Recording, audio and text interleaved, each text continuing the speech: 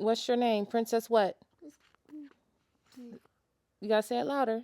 Princess Rosie. Princess Rosie, yeah. My name is Kendra. I'm born and raised in Phoenix, Arizona. I'm 35 and I'm here. My niece found out she was pregnant and she didn't know what the future held, with the child's father and everything. It was like a bad situation. And so the first thing she thought to do was have an abortion. And so she looked up Planned Parenthood online, and we went to the one in Tempe, Arizona. And so we seen Sherry outside with her bullhorn, no, choose life. And that's what we're supposed to do, we're supposed to choose life, abortion is wrong. So she pulled Vanessa to the side as we were going into Planned Parenthood, and Vanessa broke into tears, and she chose life. So 2 years later, I had got in trouble with the law. Actually, a year later, I had got in trouble with the law real bad. So I had to do a whole bunch of stuff. I had 2 older kids, which I had lost to the system. And that was a time in my life where I just never thought that I would come back from. I was all the way down to the ground, ashes. I never thought that there would be any chance of me coming up from those ashes. And ever since I made the decision to get in trouble with the law, it was like nothing but bad decisions after the next. And so I got pregnant the next year. And like I said, I already had 2 older children. And when I found out I was pregnant, I just didn't know what to do. I was hurt. I didn't have my other kids, and I just felt like, bringing another child into this world, it wouldn't be fair to the child because I don't know my future, the outcome of my future. I don't know what's gonna happen. I don't know if I'm gonna get my children back. Both my parents are dead. I don't really have anybody. I don't have a support system. It was just a whole lot of just negative thinking. I wasn't thinking positive in any type of way. I didn't know if I wanted to keep the baby. I didn't know if I was going to give the baby up for adoption. Here I am in my 30s. I already have 2 children by 2 different guys. And on top of that, I'm pregnant again by another guy. And so I'm like, not only is that going to be tough because I don't have help with my children's father don't help me with the other 2 kids, and then this most likely was a one-time thing. He's not going to help me. So I'm thinking of that, and then I'm thinking about the judgment because I grew up in the church. Of course, the recommendation is to be married before you have children. I was not married, and I was just ashamed, and so I didn't know what I was going to do. I'm like, am I going to keep this baby? Am I going to give it up for adoption? I was just really scared and didn't know what to do. So I called Sherry and reached out to Sherry, and she guided me. She helped me believe in myself again. She's a woman herself, and I'm just glad I made that call because I rose from my ashes, and I chose to have my baby and keep my baby, and she's a beautiful little girl. She's about to be 4 years old. Sherry, she does not judge you. She knows life happens.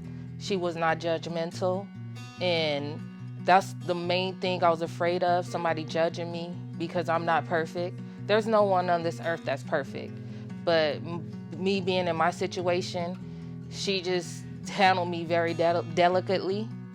She was telling me some Bible verses in reference to my situation, and she was telling me, you could do this, you're strong.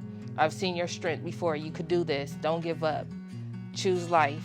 And that's how I ended up that helped me make a decision of keeping my baby. Sherry helped me by attending to my needs. The whole time I was pregnant, she was vocal and seeing how I was doing, just, making sure I made it to my appointments, how's the baby growing, what are you having? She was just so into me having a healthy delivery and a healthy baby. She helped me like she helped Vanessa, as far as with clothing. She gave me a crib. diapers. She helped me a great deal, and I didn't have to pay for anything. And I know that was nothing but God. I know that I made the right decision. My baby, you never know what your child could be. You could have a future president. You could have a future doctor. You could have a future lawyer.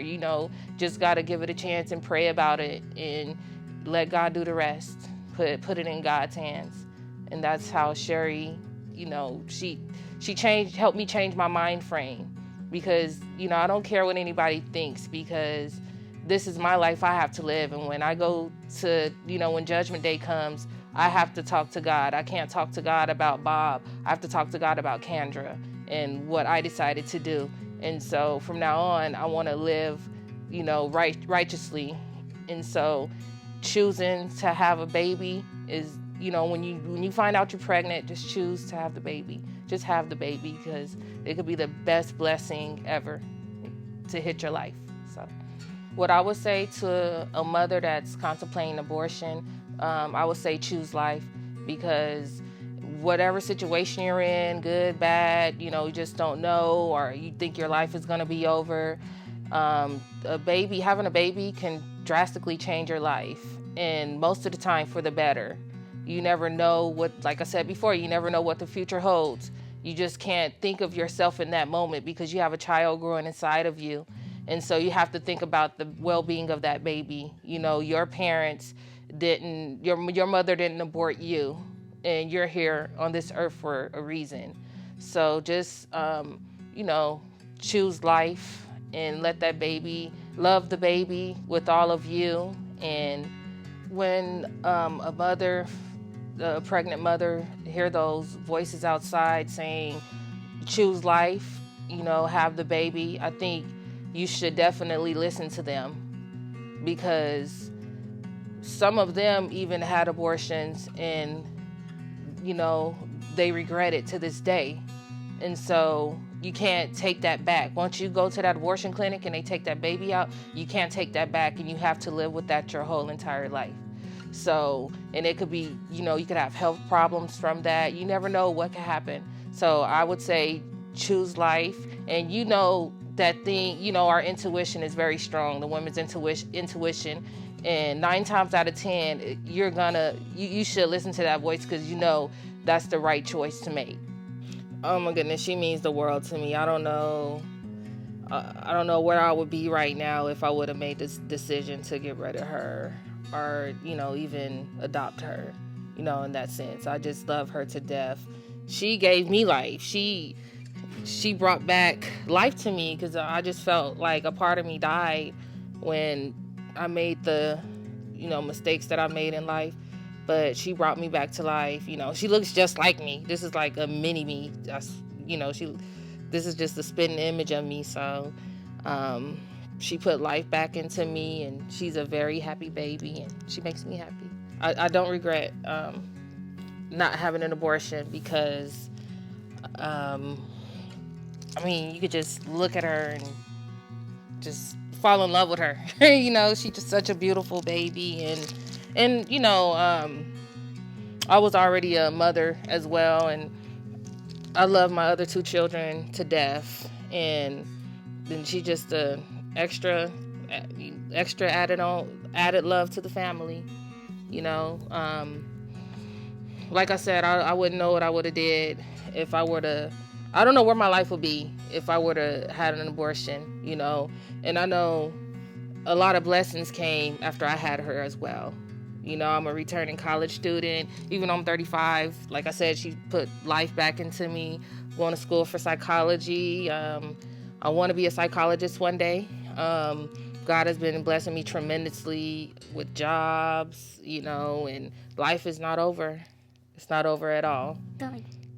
And like I said, if you feel like you don't have a support system, you could just find that strength within yourself. That's what I had to do. Find that push, that extra push. You just got to find it. Just pray about it, and God will give it to you, and He will show you the light.